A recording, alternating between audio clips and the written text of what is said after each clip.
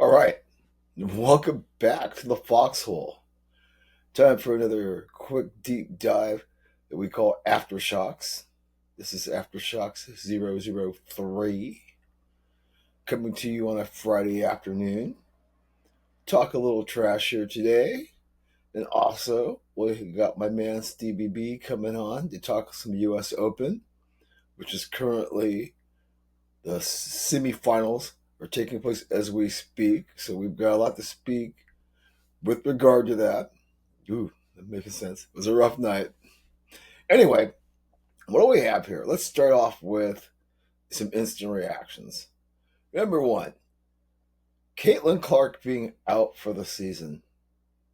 Yeah, we've talked quite a bit about the Queens of the Court and the trials and tribulations of what has become probably the most unlikable league in American sports. But the reason why it has got the attention is because of CC22. And her being gone for the rest of the season, which means the playoffs. Terrible break for the WNBA. Some people call it karma justice, especially with all the nonsense going on with Angel Reese and her pouting. I'll get more into that in episode 278. It'll be coming out here in the next day or so. Let's just stick to Caitlin Clark and what she's done for the WNBA. We're only 5 minutes removed from flying commercial, no TV networks, games hard to find, nobody really caring. And, this year, she's only played in 13 games. And the league, in spite of all the people who can't stand her, who are jealous of her, has suffered in her absence. Miss Wilson, Miss Collier, and even Miss Reese, to name a few, have not been able to light the league up like Caitlin Clark has when she came into the league last year and even into this year. Good or bad in terms of the people who worship her or loathe her. It's not the same. And as Stephen A. Smith, who I rarely agree with, I'll give him this. You have to appreciate what Miss Clark brings to the table. And I don't know about protecting her and the way all you weirdos are saying so, but I think you definitely have to appreciate what this woman has brought to the table. And the WNBA playoffs, sorry, will not be as compelling without her. And without her and Sophie, I really wonder, can Indiana hold off the Sparks and even make the playoffs? Which, without Caitlin, might not be a bad thing. Just saying. Just given who's on the Sparks. Okay. Week 1 of the NFL started last night. Eagles picking up where they left off. Game starting with a bizarre spinning incident. We saw somebody, Carter, get ejected, and haven't had really time to unpack all of it. It's typical NFC East matchup. The Cowboys and the Eagles. It's going to be a thriller. Can't say I was surprised that the Cowboys put up a fight. Knew they would, but give the Eagles credit for doing what they do. They continue to do. They're very clutch, and it's going to be tough to unseat them. But at the same time, give the Cowboys this. They're not going to be as bad as everybody thought they were. At least, if you take away from what you saw in week 1. Okay, what else do we have? Week 0 and week 1, college football takes as week 2 is basically underway. The game was last night. There'll be some stuff tonight. Nothing of significance, I don't think. I have to go look, but yeah. The Arch getting grounded in Columbus and the overreaction. Man. Coming into last Saturday, you thought Arch Manning sizing him up for a gold jacket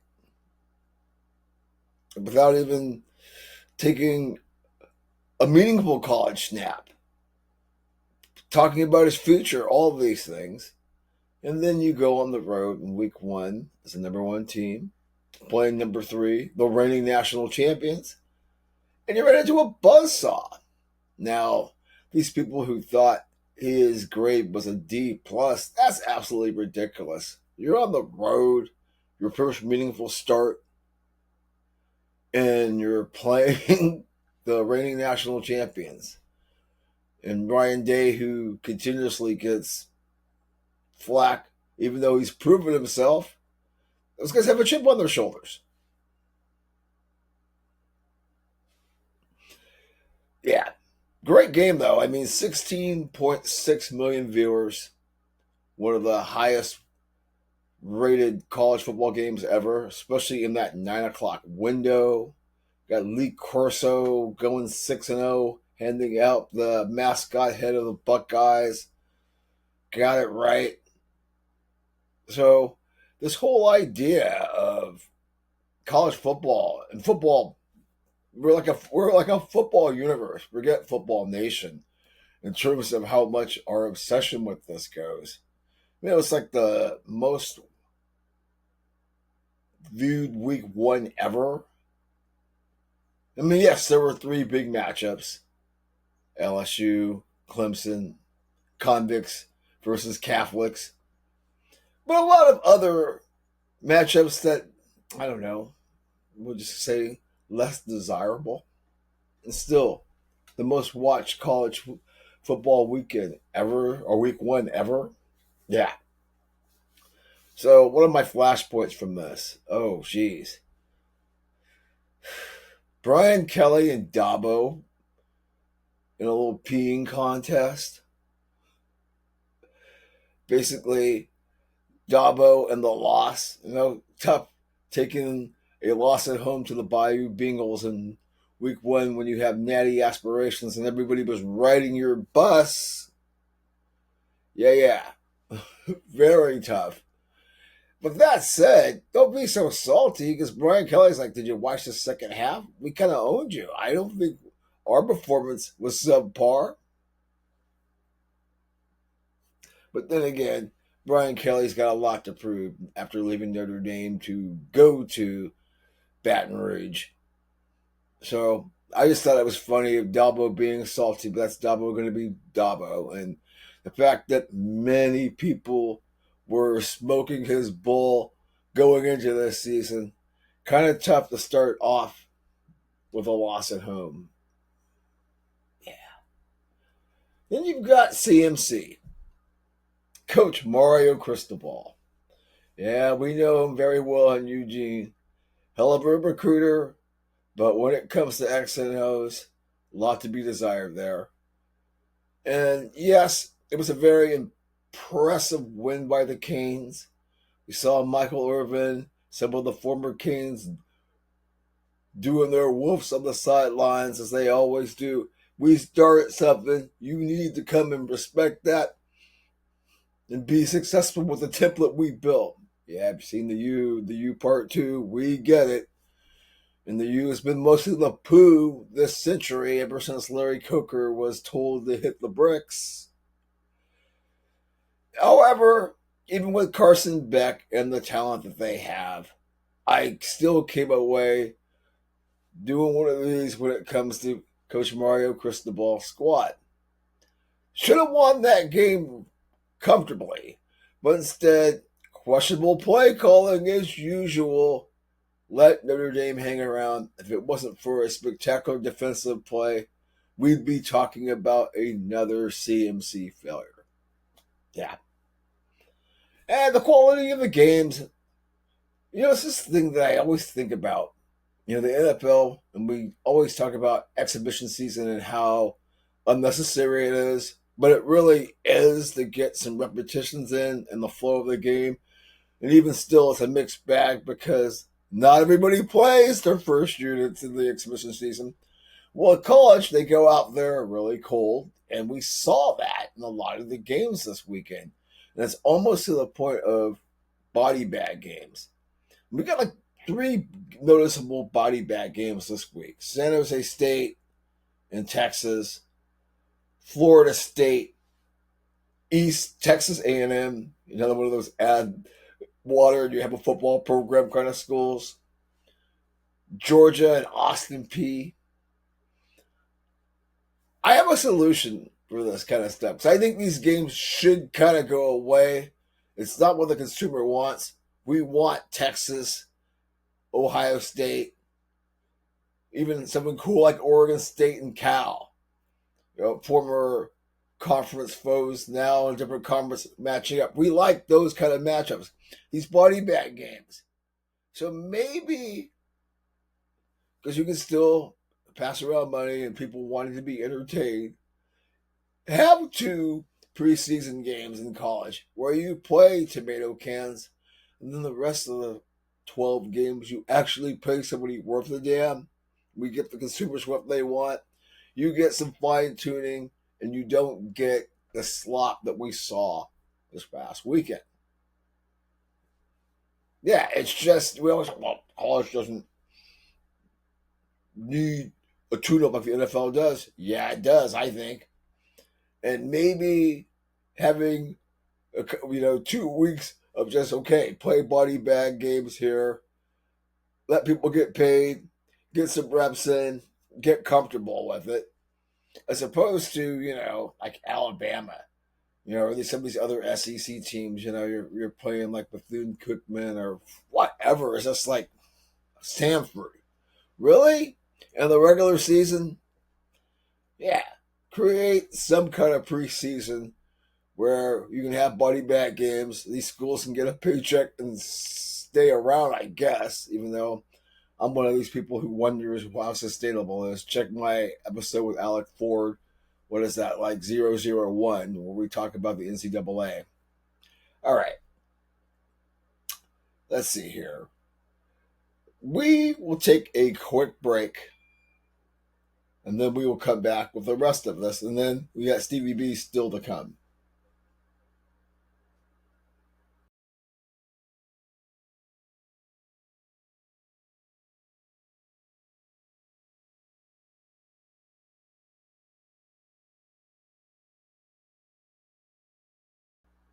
All right, welcome back to the Foxhole. Your faithful host, Ken Harlan here, shucking and jiving on a fabulous Friday. Yeah, it was a wild night up here at Eagle's Nest, the dark night. So you have to pardon. Not only are we under construction, but yeah, we're a little bit under the weather. Too much adult fun last night in a good way. Wonderful people, good energy, good food, good times. Watching the NFL games and doing some recording with Stevie B. So it was fun. But yeah, that's why we're all over the place. But if you follow the Fox Trading and a Foxhole podcast, you're accustomed to that sort of thing. Okay, so what else do we have here on Aftershocks 2 before we get to the little Stevie B? How about Sunday afternoon in Gotham is what we'll call this bullet point. It is going to be fun in New York. You have the rare instance of 2 Super Bowl winning quarterbacks in new situations because their previous situation didn't work out. Previous 2, really, when you think about it. Because, wow. So, yeah, Russ in New York with Jackson Dart facing Mr. Daniels, Jalen, in the nation's capital. And then you've got A-Raj and Mr. Fields Cookies taking the Jets. And the interesting thing there is both of those guys played on the opposite team, which makes for, like I said, an interesting Sunday in the Gotham bars. With the Giants, everybody's really high on them because as you know anything about football, that roster is pretty good. You saw it last year, but because of loyalty to Danny Dimes, then walking away from Danny Dimes and going to DeVito and blah, blah, blah. Now they feel like they have a quarterback room in Dable who's supposed to be this genius. We're going to see that. And that's against Washington on the other side. Perhaps one of the most overvalued team when you think about the kind of smoke and mirrors they got it done with last year. A very successful season, I might add, getting to the NFC Championship. But now people feel that they're going to fall back to earth, and the Giants are actually going to be that team the Commanders were last year. The game started out as a touchdown. The betting public likes the Giants. It'll be a lot of fun there. Then you flip back over to the Steelers and the Jets. Jets with a new coach. The Steelers, well, the same old thing with Tomlin is you got to check out my NFL preview 002 with Dave Williams. He has a lot to say as far as the Steelers and A-Raj and why they are stuck in the 90s with their mentality, maybe even in the 80s, where it probably should have been a time where they should have cleaned house, and they did not. So yeah, Mr. Phil's cookies on the other side with Aaron Glenn, after telling A-Raj hit the bricks when he walked in the building, and kind of wondering after Chicago, Pittsburgh, and now Gotham, if he doesn't make it here, is he going to be a perpetual clipboard holder? One of these guys that had a lot of athletic ability, but somehow couldn't put it together. When Chicago and Pittsburgh have already somehow said, you know what, we're wiping our hands of you. So, compelling storylines in Gotham for sure come Sunday. Wow. The one thing about the Giants Commanders game, with Jackson Dart waiting on the wings, could we see the future of the NFC? Yeah. Okay. How about Angel in Chicago? I talked about Caitlin Clark. Angel in Chicago. Basically throwing the organization and her teammates under the bus. And we said she quit on her team, which was wrong. But we also felt that with all the love Caitlin Clark is getting, it's like, no, I got to go somewhere where I can shine. And her trying to walk it back and saying it's misconstrued. Girl, stop it. The Sky is a dumpster fire-esque show. Now, do we think you're kind of a chump for wanting to walk away from that? Yeah, I would say if you were, as your supporters and yourself think, I'm part of the narrative, I'm half of the narrative, you would say, I lifted the Sky out of mediocrity and crap, like Caitlin Clark did. Well, Caitlin Clark's team was a little bit better about putting pieces around her. Yeah, I mean, instead of being a crybaby, Angel, why don't you be a difference maker? And say, yeah, I'm going to take that role, and because I'm all that, I'm going to lift the Sky out of the dumpsters and actually into the penthouse. Not that hard, girl. The optics versus the truth, because you've got some people who are like, no, man, she deserves better. We all deserve better. But it's usually on us to go out and fix a situation, especially if she's such a transcendent player. Just saying, y'all. Okay. Pennant races and no hype. What do we do with this? Okay, football season is here, and like I said, it's a football universe. There was a time when you get to September, and not only because football's back, it would be exciting because there's pennant races, and there would always be this hype associated with it. We've got some really good races right now. I mean, the AL West is pretty tight. The NL West is definitely tight, especially with the Dodgers getting swept by the lowly Pirates and the Padres not doing anything. Mets and Phillies. AL East with the Blue Jays, Yankees, and Red Sox, 3.5 games. And there's no buzz surrounding this, and I find that very odd. I mean, Cam Newton had this interesting comment this week. I mean, yeah, it's your typical, drop a fucking hot take for clicks thing. But it makes you wonder. He says, well, the WNBA at some point is probably going to be bigger than MLB. And yet, almost when I say, yeah, you got a point there, but then it's the WNBA, the most unlikable league probably ever we're talking about. But Cam is on the something in terms of baseball. I mean, yes, the numbers are up in the stadium, the viewership is up, but you would think with close pennant races like this, there would be some more sparkle to it, and there's not. And that's something that you have to think is pretty. I don't know. As a longtime baseball fan, somebody who grew up with a national pastime, it's very disturbing to me. So anyway, that's what I've got to say. It's time to give Mr. Big some love. So we're gonna cut over. This is my conversation with Mr. Big regarding the U.S. Open. I'll be back on the other side to close this off.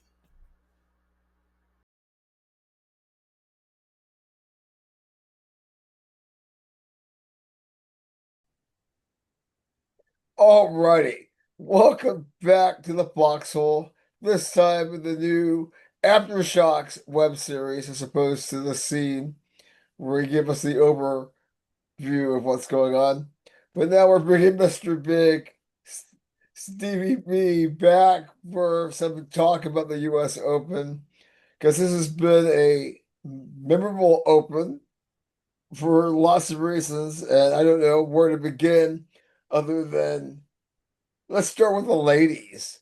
Well, okay, Go for let's just talk about where we're at today. please. We're at the semifinals for the Hmm. ladies. The semifinals Thursday. They play the finals on Friday. It looks like Anna Samova is going to beat Osaka. Let me check the score real quick. Yeah, where are we at with It's that? it's 5-3 in third set. Uh, they went 7-6, 6-7. Now they're in the third set. Anisimova, she lost the final of Wimbledon against Swiatek. Right. She beat her in the quarterfinals.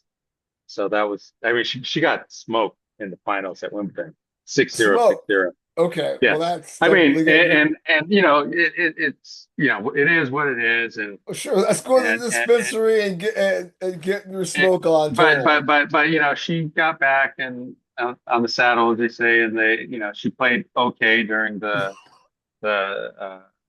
I guess you could say the U.S. Open series events leading up to the U.S. Open, and she's in the semifinal right now. So yeah, and she beat Swiatek yesterday. They played their quarterfinal yesterday. So so we'll see, and then Sabalenka just beat the daughter of the owner of the Bills, Yeah, Miss Pegula. Pagula. Yeah, and Right. that was All a great kinds of that controversy with dude her. that was a great match. I didn't get to watch all of it So because how I did got home. that turn out score-wise? Oh, it was let's see, I've got it on my board here. It was Pagula winning the first set 6-4, then she lost 6-3, and then she lost 6-4 in the third set. And she had plenty of opportunities to break uh Sabalenka. And Sabalenka just played tough. I mean, she's freaking hitting it hard and just Being the making winners. Terminator 3 that she tends to be when she's on And top of her game. and at one point they had even points. I don't know where it was, where they're like 80 points each. And then in the end, I think Sabalenka won. If you just count the points that you win the game, Hmm. it was like 90. I think it was 98 to 100 or something like that. I mean, or 80 to some. I can't remember exactly what it was, but she won by 2 points. And it's just like that's how thin the margins are of winning. You know, I don't know what you get for the semifinals. For getting the semifinals, you probably get like at least a cool 750 or something like that. And then if you win the final, if you get in the finals, you probably get like a 1.2. And then if you win it, you get like three, right? So I mean that's how thin the margins are. To Okay, lose the entire match just by losing 2 points, fair enough. that's Well, yeah. that But begs anyway, a so that's where the women are right okay, now. but no, that begs a bigger umbrella question, so to speak, because we've been enjoying our adult beverages as well. So out there, folks, bear with us as we say we're under construction. But you've got not only Miss Swiatek, but Coco falling short, especially reigning champion and kind of showing a pattern of becoming a middle midget. I guess that's probably a little harsh. It But how is. do I mean, you? Go She ahead. was the number three seed. Um, she didn't win it last year. She won it a Was few it years the ago. year ago? Okay, Yeah, sorry. yeah. The Foxhole doesn't No, have that's his fine. numbers. Hey, Okay. man, the cobwebs are there. Yeah, exactly. I thought it You're was just, last year, or but maybe because she won another major. I'm like, oh, yeah, yeah. right, right, right. Um, the big Okay, thing with though. Coco right now, she changed her serve.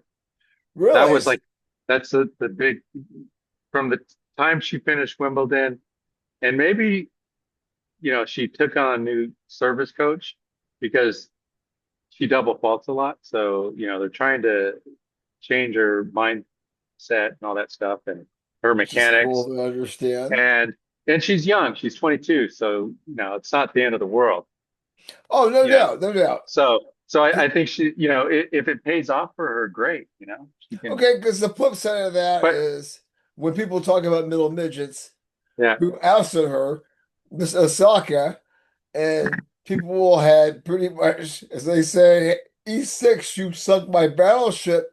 People went there off to the middle ward, and looks like she's a force to be reckoned with now that she's had her kid, gone through her issues. It's kind of interesting when you juxtapose what you say about Coco and what Naomi went through. Do you see kind of a parallel there, or is there more to it than that? well, Naomi was a freaking badass, Oh, and then totally. and then then she let it be known that, hey, I'm having some mental issues. And Anna Samova had the same thing. Right. I mean, she was off the grid for a long time as well. Um, and now, here they are playing each other in the semifinals of the U.S. Open. But uh, I think it's completely different right now with between whatever Coco's going through and whatever Osaka's going through. Okay, Um, fair enough. And it's interesting because I want to be sensitive towards this and not be one of those guys, even though we tend to be, or we all can be insensitive when it comes to mental health issues. Because people talk about what the both of them are going through. Then I yeah, think about didn't wasn't it that Sabalenka's fiance or ex-fiance like offed himself and she like kept playing? It's just so interesting to see how people handle this stuff. that part I've never heard that story, but I'll look it up. Yeah, it's about 2.5, 3 years ago, and Okay. folks were kind of still worried out because that she is kind of the Terminator 3 in terms of how isolated she dealt with it, but apparently she did go through some trauma as far as Yeah. yeah, we're in store. They were You, like supposed to get married and they broke it off, and then I within like oh maybe gosh. Oh, it sounds like Rory McIlroy and yeah, what's her that name? totally that sort of thing. Mm. Okay, Oh, before that was Wozniacki, right? yes, It was yeah. Caroline wasn't Yeah. exactly. So before we go to the men, let me get But this for you. hey, Go can I ahead, say this first, Kenny? please, always. I like that little thing behind you. It reminds me of your mom's house. Well, exactly. Remember, I took one of these too when we were living in Northbridge. I had the matching one. We had it. I lost it in the move.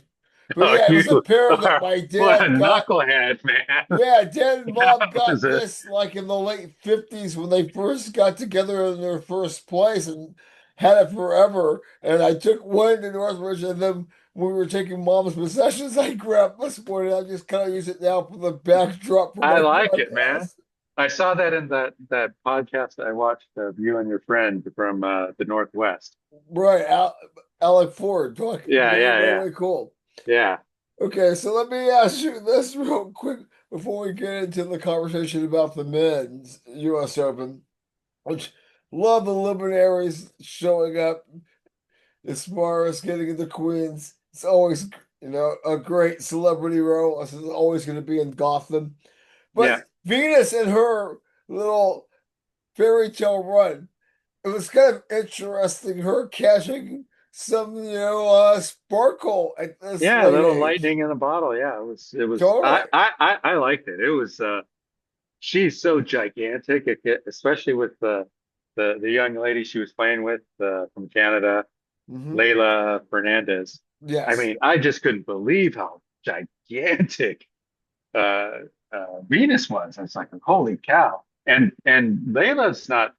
I mean, they say she's 5'6", maybe she's Hmm. 5'5", but still, it was great to watch them win a few matches. I didn't get to see, I think I saw or watched two of their matches, but I couldn't stop watching it. It was it was good stuff. Compelling. I mean, it was really good stuff. I didn't get to see, they got to the semifinals. They lost to, was it Iriani and the Italian ladies? Like, no, it was the number one seeds. Gosh, I can't remember Taylor Townsend and whoever that Russian girl she plays with. But but yeah, they lost to them, 6-1, 6-2 or something like Oh, that. But absolutely. yeah, but they had a great run. It was good for everybody. And did you see any of the mixed doubles weirdness that they put on the even like I did two not. weeks ago? They did something completely different with the mixed doubles. So right after the Cincinnati tournament, which is the Masters Mhm. series, like 2 days later, they started this mixed doubles thing, which it was like, oh yeah, we're gonna put all the superstars together. Winner gets $1 million, and so you had Alcaraz and Raducanu. Yeah, she's that really popular British young woman that won the U.S. Open maybe 3 years ago. Um, but they just had all the superstars playing together. Ben Sheldon, Sinner didn't play because he got sick, but they I want to say they had 32 teams and they got through, and by I think Saturday they probably had the finals, and it ended up being a professional mixed doubles team that won.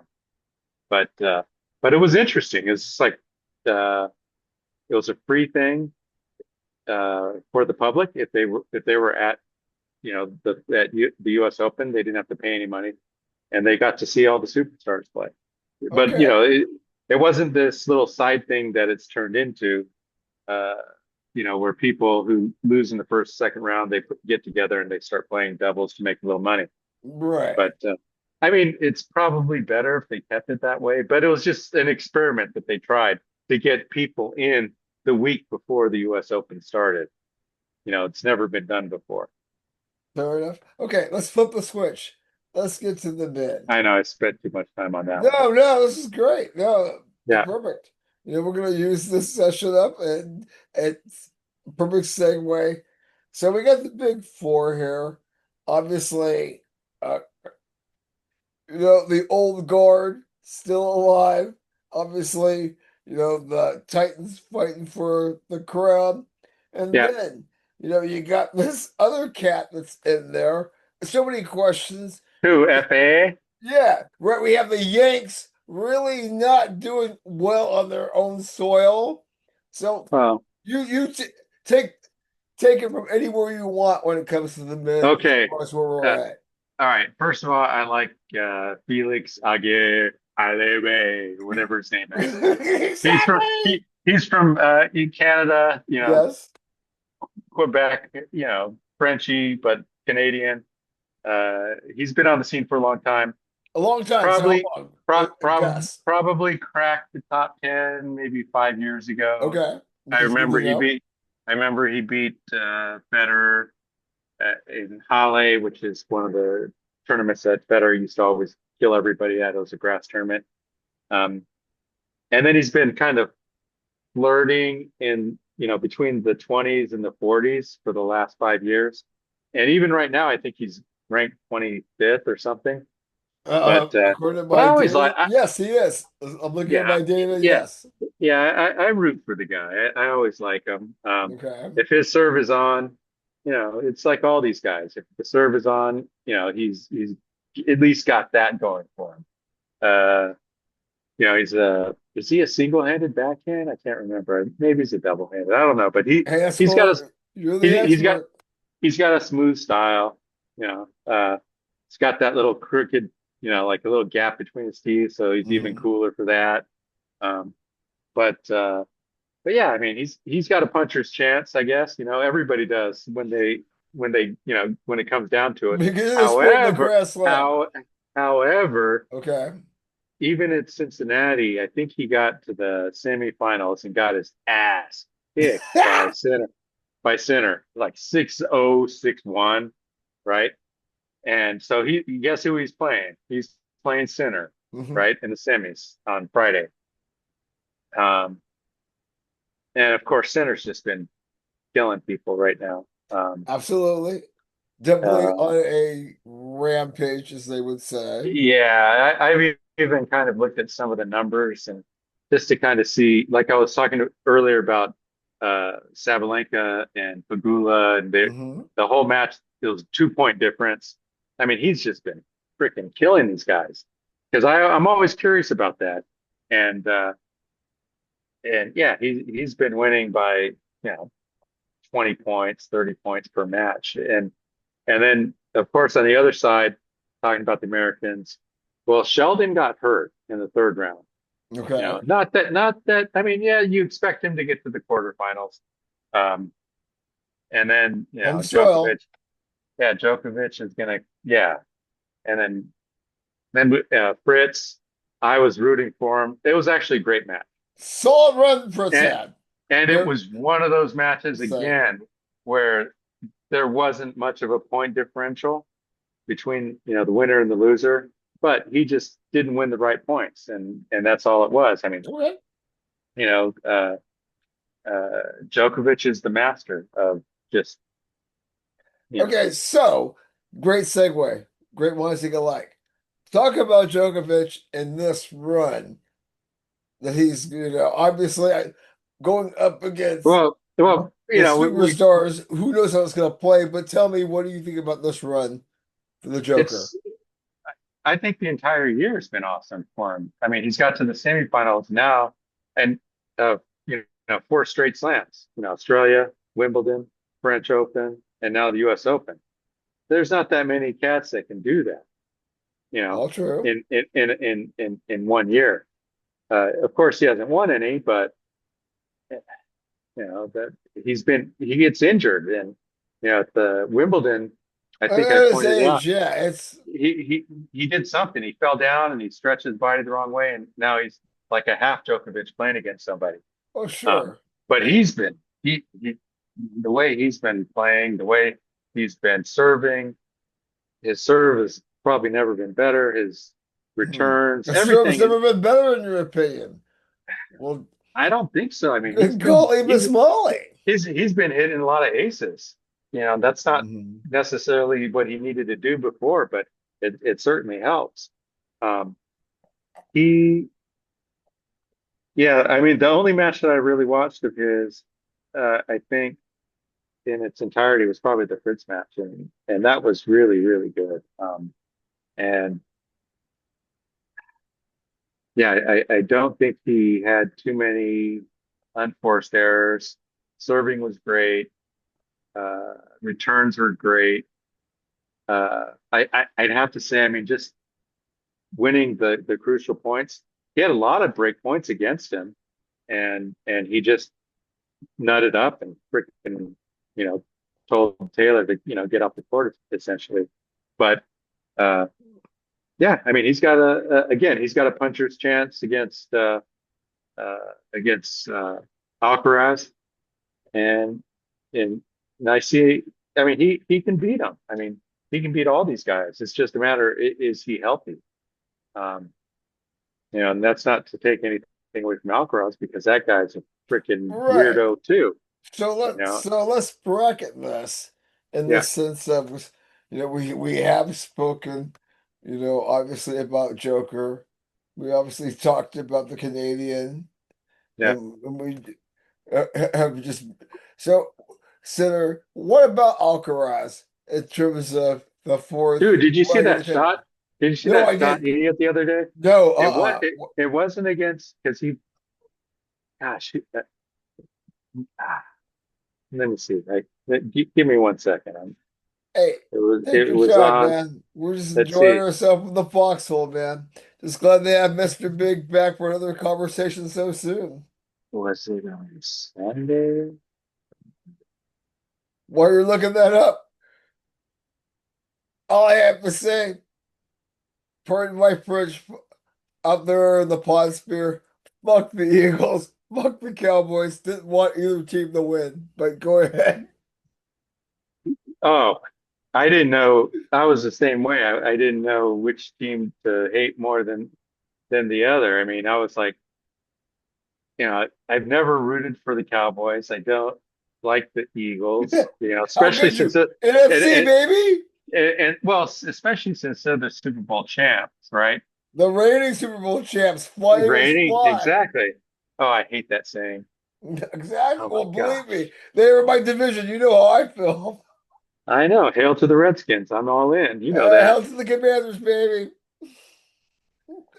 I know. I think Trump's going to force them to change their names back to Ah, the fuck yeah. Redskins. No, wait.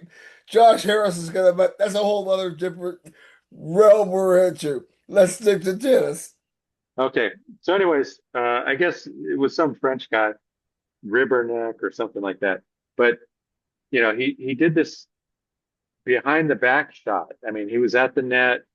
The guy had him trapped and cornered, and he just reacted and put his racket behind his back and hit a winner.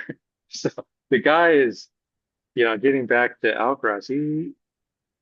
He's got all the shots. He's an entertainer, right? Not like uh golly, what was that knucklehead from Australia?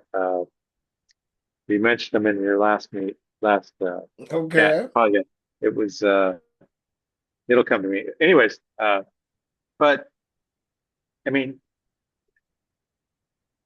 if you watch the U.S. Open, you listen to John McEnroe, you would think this guy was, placed on earth by God himself, right? Just said, you are the tennis player."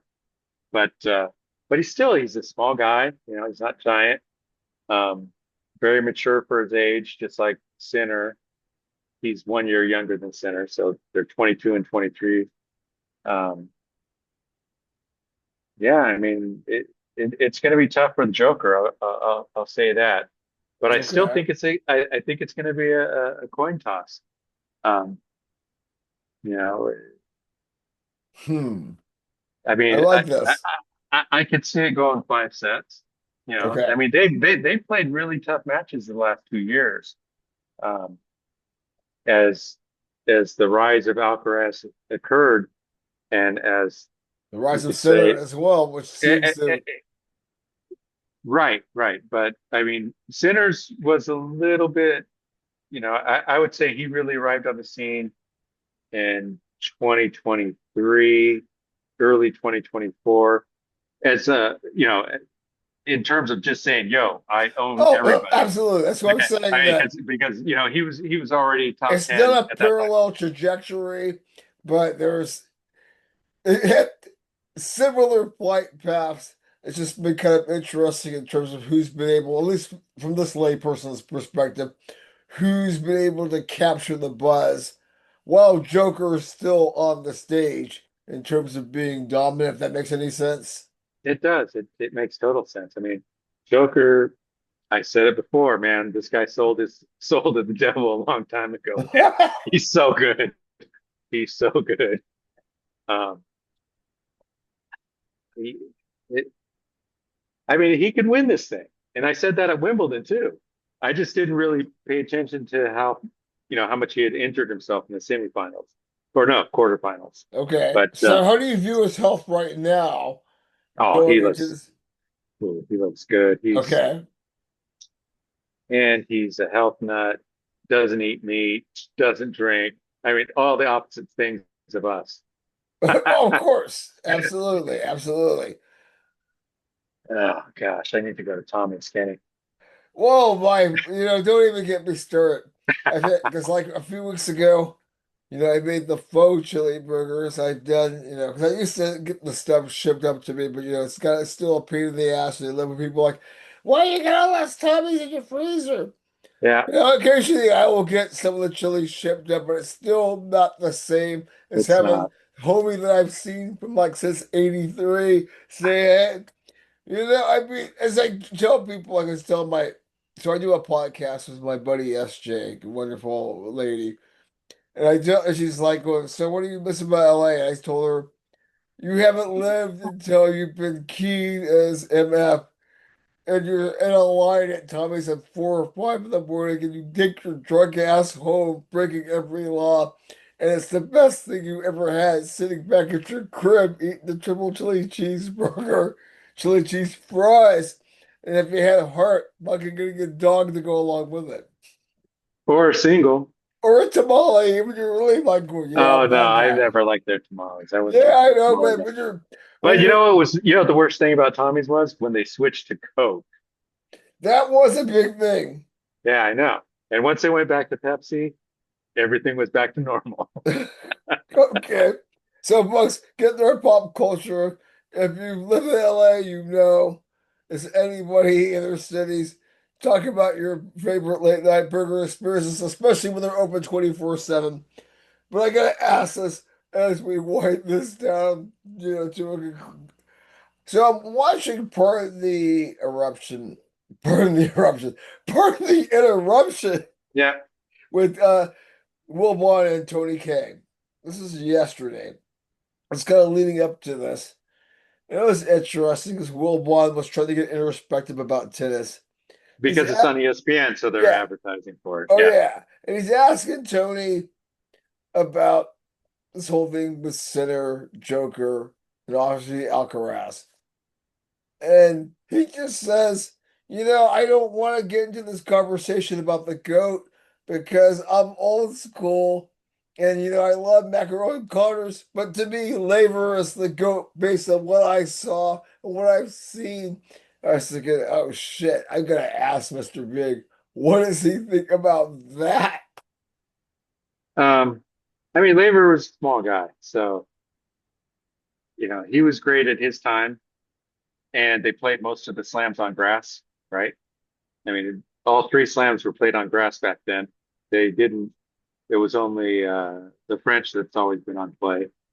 But he could serve a volley, and he was just better than everybody. And he got the Grand Slam, year Grand Slams, 1962. Turned pro. So now you can't play at any of the events until they become, the opens, right? Where they're open Hmm. to amateurs and professionals. So then 68, he comes in the first year that they're opens and he wins. And or not even 1 year after that. Because didn't Arthur Ashe win the US Open in 1968? I believe that is correct, Mr. Big. But anyway, so maybe 1 year after it became open 1969, I think he won another Grand Slam. He won all four of them again. So, so he had that 5 year span of not being able to compete at the Grand Slams, right? Playing at the highest level. So, yeah, I mean, the guy was a wizard, I guess, little Okay. guy that could play. Um, that, maybe he could have won 20, 20 slams, in that span. In the end, I think he had 11, you know, into that short time period of his greatness. But you had a 5 year span where he's not playing the slam. So, Okay. So long that's and you know, short of it, you don't have a problem with Tony K saying he's the GOAT. And Tony K walked it pretty far. no, I would, Crazy. no, I would not say, I mean, you got to give it to freaking, the Djokovic, man. That guy's a Right. freaking 'Cause beast. that's what Will One pushed back. That was kind of sitting there, I, when because obviously they've got production meetings where they've got all these little geeks like we were back in college, only really getting paid to like provide people information and production meetings. Like, did you realize that? yeah, yeah. I mean, then you've got Fed. I mean, to me, he's the best ever, but that's my opinion. So you Just take Roger, and then we talked about this when you came on the all day, scene all day, all day. all day. I So mean, yeah, reiterate no, why you because feel because his game was beautiful. I mean, okay. he was just. I mean, he played when you watched him. Yeah, even when my kids were playing tennis when they were little, I just say, watch his footwork. Don't even watch what he's doing with the racket. Just watch his footwork because that's everything. And then of course double jointedness and all that other weird stuff and Well, allow you there's to do certainly stuff. that. But I, I, he to me, I mean, he was just other than you don't want me to go to Vilander again, but no, No, please no, do, no, no, because no, no, he's no, no. totally fallen into the forgotten world, and homie needs to get more love. Yeah, and you know what? I Yvonne think we Lindell, there's people from that era that but don't get the love they but should even in this era. we talked. You did ask that question last time about who should have, who have we forgotten who are Mhm. great, and we forgot to mention Arthur Ashe, right? Well, Because yeah, I mean, we did. I mean, the exactly. And I guy, just think the it's just because it's such, the yeah, guy had one of the biggest upsets in Wimbledon history sure. when he beat Connors.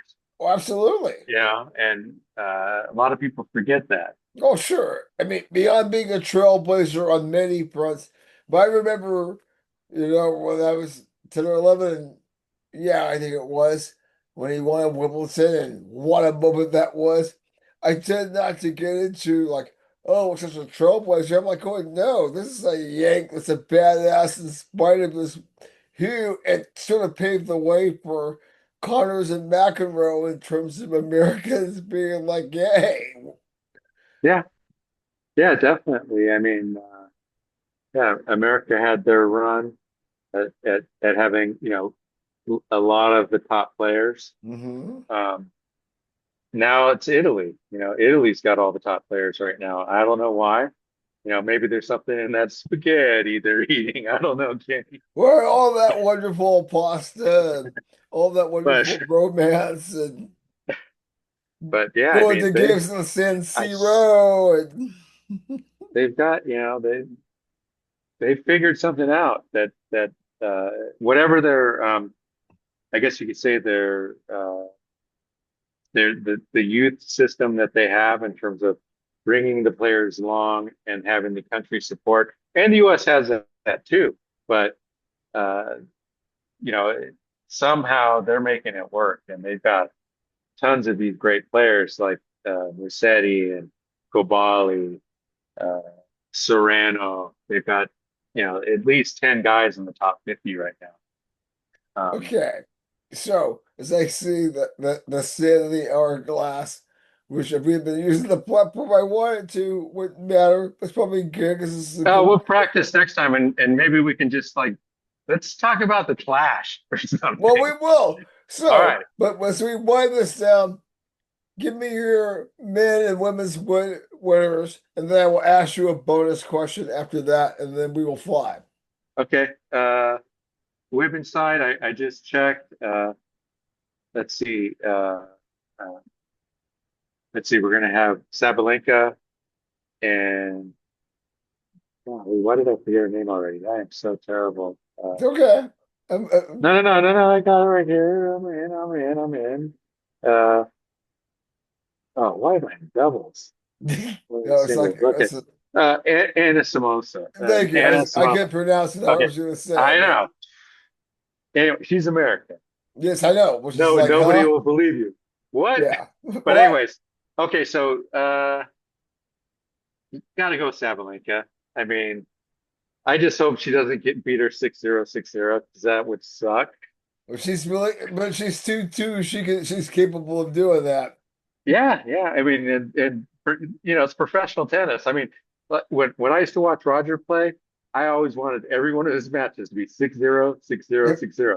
I'm not one to say, "Oh, I want to see a longer match." No, no, I'm if I saying if you're if I'm good, if you're it's good, like I want to see you spanking it, their it, ass as the song exactly. goes. If you're watching the Redskins play, what would you rather see, a close game or a Yeah, blowout?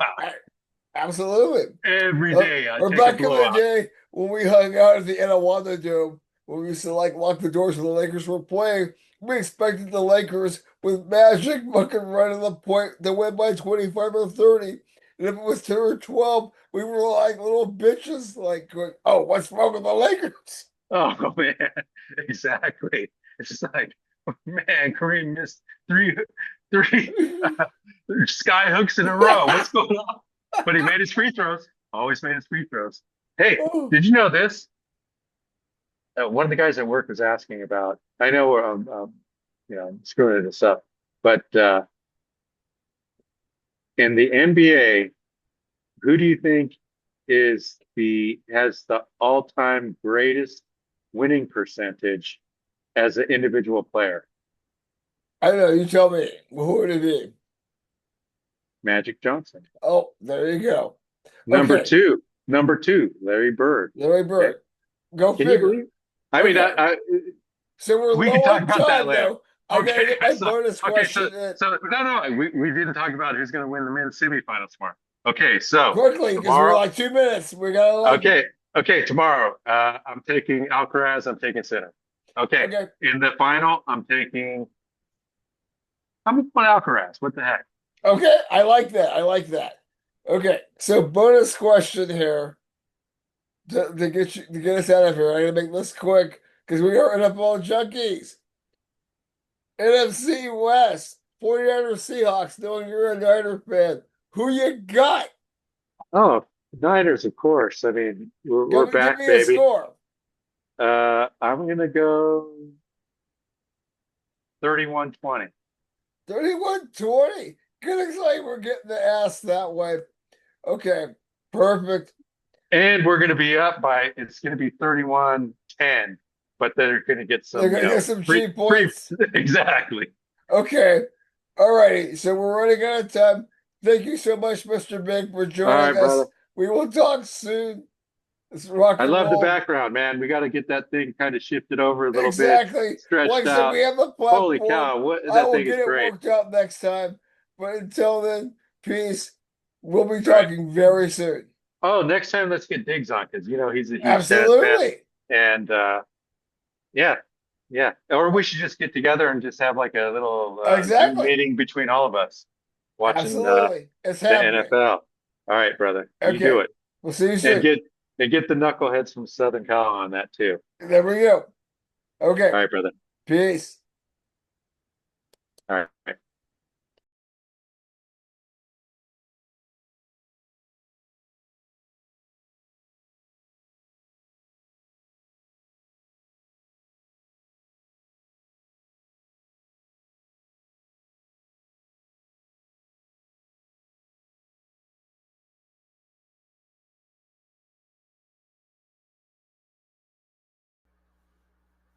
All right.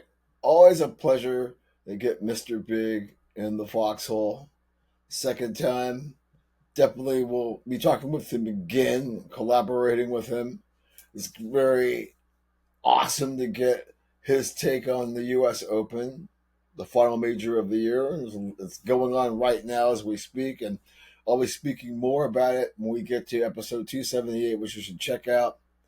Also, check out SJ Gets Down. Her and I are about to drop another episode. Watch the previous ones. Want to be on the podcast? Or just say hey, FTINFX at gmail.com, or call 541-525-0896. Always be safe and sane.